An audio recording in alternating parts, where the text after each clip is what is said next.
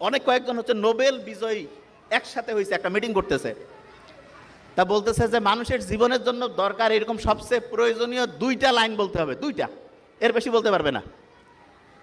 তো অনেক হিসাব কিতাব করে অনেকজন বিজ্ঞানী তো নোবেল নিছে, সবাই একটা একটা একটা একটা করে বিভিন্ন জন বলছে, শেষে 2টা কথা সবচেয়ে বেশি পছন্দ হয়েছে, সবচেয়ে বেশি ভোট পেয়েছে। তার মধ্যে প্রথম কথাটা কোনটা জানেন? যে অবস্থায় আপনি আছেন শুকরিয়া আদায় করেন। তো এইটা যখন আমি পড়লাম তখন মনে হলো আমরা যে সূরা ফাতিহা পড়ি, আলহামদুলিল্লাহ রাব্বিল আলামিন, আল্লাহ তুমি আমাকে যে অবস্থায় রাখছো ভালো রাখছো, এইটা হচ্ছে 1 নম্বর প্রয়োজনীয়, এবং প্রত্যেক নামাজে প্রত্যেকবার শুরুতে বলতেছি, এবং এইটা জীবনের জন্য 1 নম্বর দরকার। তার মানে নামাজ হচ্ছে আল্লাহর সাথে কানেকশন করার চাইতে আমার নিজের ভালোর জন্য দরকার বেশি। নিজে ভালো থাকবো কখন? যখন আমি চিন্তা করি যে আল্লাহ আমাকে তুমি যে অবস্থায় রাখছো ভালো রাখছো। আর দ্বিতীয় কথাটা কি দরকার? সেটা হচ্ছে মানুষ দীর্ঘদিন ভালো থাকতে পারবে, মানুষের ব্রেইন সুস্থ থাকবে, মানুষ হচ্ছে উন্নতির দিকে যাবে কখন? যখন কেউ রেগুলার পড়াশোনা করে। কোরআনের প্রথম যে আয়াতটা নাজিল হইল কি ছিল? প্রথম আয়াতটা পড়ো তোমার প্রভুর নামে, ঠিক না? পড়ার কথা বলছে।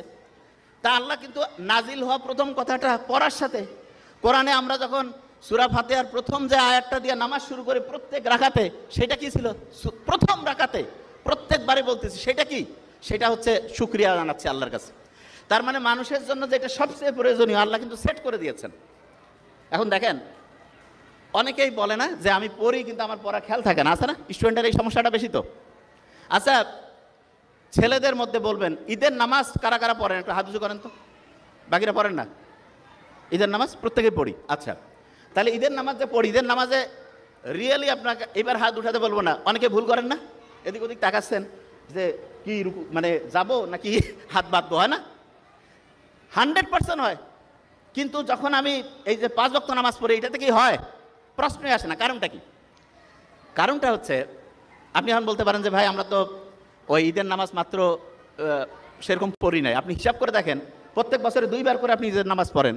আপনি যদি 20 বছর ধরে নামাজ পড়তেছেন, 40 বার পড়ছেন, কিন্তু তারপর আপনার খেয়াল থাকে না। কারণটা কি? কারণটা হচ্ছে ওই যে একটু আগে বলছিলাম, যা কিছু পড়ি 1 সপ্তাহ পরে 80% ভুলে যাই। আপনি ঈদের নামাজ পড়েন তো বছরে